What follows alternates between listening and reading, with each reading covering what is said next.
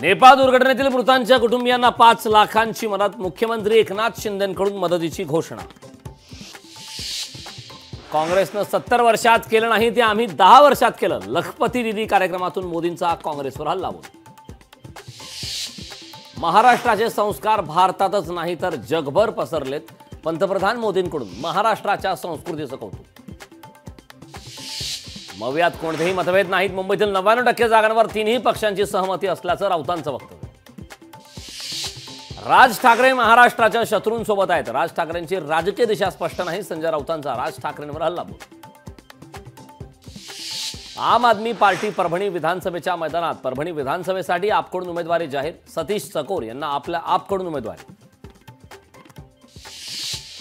युगेंद्र पवारांचे भावी नव्हे तर फिक्स आमदार अशा आशयाचे बॅनर. बारामतीमध्ये अजित पवार विरुद्ध युगेंद्र पवार लढतीची चर्चा.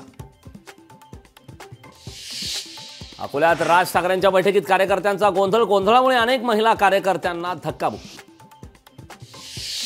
माढ्यात राष्ट्रवादीला मोठा धक्का. बबनराव शिंदेंच्या समर्थकांनी विधानसभेआधी सोडली साथ. राष्ट्रवादी शरद पवार पक्षात करणार प्रवेश. जुन्नरच्या राष्ट्रवादी आमदारांचे स्वगृही परतण्याचे संकेत. आमदार अतुल बेनके राष्ट्रवादी शरद पवार पक्षात जाण्याच्या चर्चा. कोल्हापुरात राजकीय भूकंप होणार. शिवसेना नेते राजेश क्षीरसागरांचं विधान. जिल्ह्यातील अनेक मोठे नेते पक्षप्रवेश करण्याचे दिले संकेत. लोकशाही मराठी ऐका, पहा, जागरूक रहा.